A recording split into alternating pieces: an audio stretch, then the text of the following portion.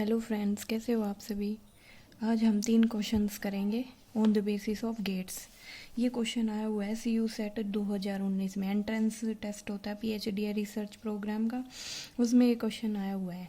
ठीक है, तो हमें बताना है कि ये जो y एक्सप्रेशन है ये क्या होगा क्वेश्चन में। ये कौन सा गेट है, एक्जोर गेट है, ये भी एक्जोर गेट है जो हम पढ़ चुके हैं, ये है ओर गेट। ठीक है, तो हमसे क्वेश्चन में पूछा गया है कि y की जो एक्सप्रेशन है वो क्या होगी। ठीक है, अब हाई का मतलब क्या होता है हमेशा याद रखना, अगर लो लिखा होगा तो वहाँ पे 0 इनपुट लेते हैं, हाई लिखा होगा तो इसका मतलब 1 लेना है। ठीक है, अब यहाँ पे 1 है, ये इनपुट A लगी हुई है, ये इनपुट B लगी हुई है। ठीक है, अब ये 1 इनपुट इसके साथ भी है, इसके साथ भी है।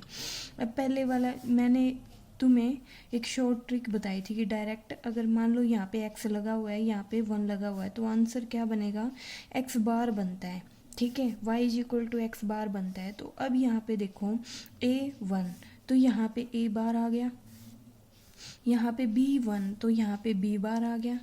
ठीक है, अब ये और गेट है, और गेट का क्या सिंबल होता है कि अगर हम जो इनपुट्स दे रहे हैं उनको सिंपली ऐड करना होता है। तो y इज इक्वल टू हमारा आंसर क्या आ गया, A बार प्लस B बार। अब हमारा कोई भी ऑप्शन मैच नहीं कर रहा है, तो अब यहाँ पे हम क्या लगा सकते हैं, डी मॉर्गन्स थ्योरम लगा सकते हैं।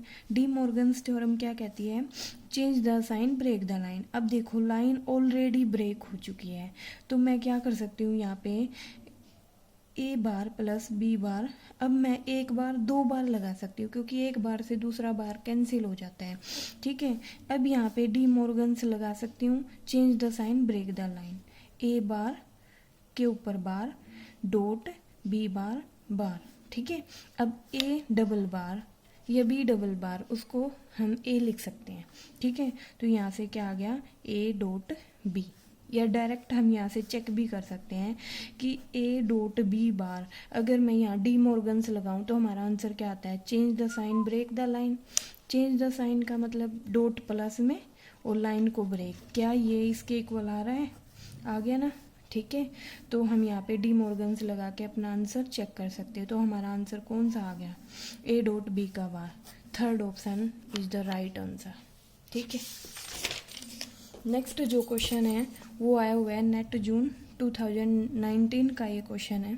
ठीक है, हमारे पास जो क्वेश्चन है ये नॉट गेट, यहाँ पे CD इनपुट्स हैं और यहाँ पे लगा हुआ है नोर गेट, G1 G2 और Y हमारे पास आउटपुट है। हमें बताना है क्वेश्चन में कि G1 G2 क्या है।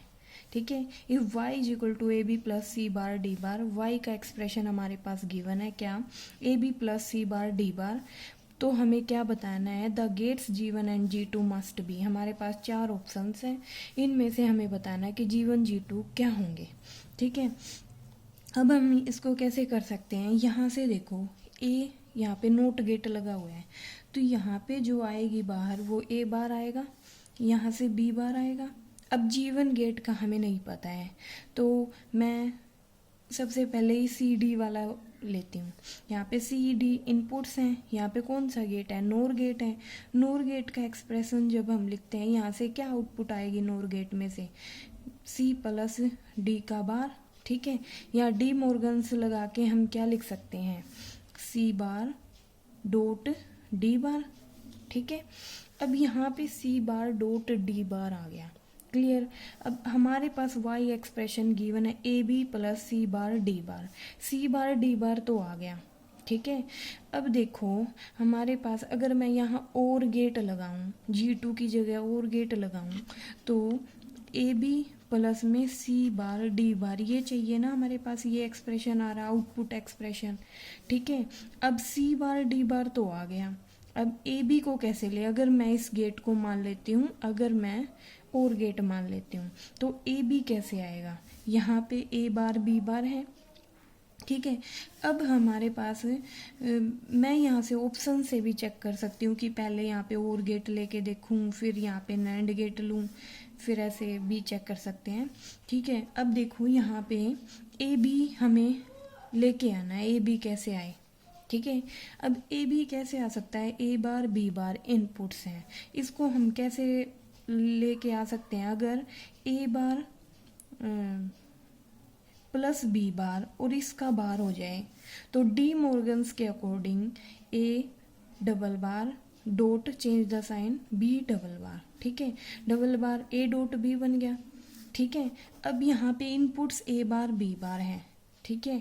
अब यहाँ पे अगर मेरे पास नोर गेट होता, नोर गेट से ये एक्सप्रेशन ये निकलेगा ना, ए बार प्लस बी बार का बार, ठीक है। कैसे, ए बार बी बार इनपुट्स हैं, नोर गेट में क्या होता है, नोर गेट में नोर गेट का ये सिंबल होता है, ठीक है। अब अगर यहाँ पे हम x देते हैं, यहाँ y देते हैं, तो क्या हो जाता है, x प्लस वाई का बार, ठीक है। अब x की जगह क्या है, ए बार, y की जगह क्या है, b बार, तो हमारा एक्सप्रेशन क्या हो जाएगा, ए बार प्लस बी बार का बार। डी मॉर्गन थ्योरम को लेके हम ए बी बना सकते हैं। अब G2 को अगर मैं और गेट यूज करती हूँ तो डायरेक्ट एडिशन हो जाता है, A B plus C bar D bar. तो हमारा आंसर कौन सा मैच हो रहा है, नोर गेट यहाँ पे ले सकते हैं, और गेट यहाँ पे, तो B option is the right option. Clear. ये क्वेश्चन है नेट जून 2018 का, डायरेक्ट क्वेश्चन पूछा हुआ है, which of the following gates can be used as the parity checker, OR gate, NOR gate, XOR gate, AND gate. Clear.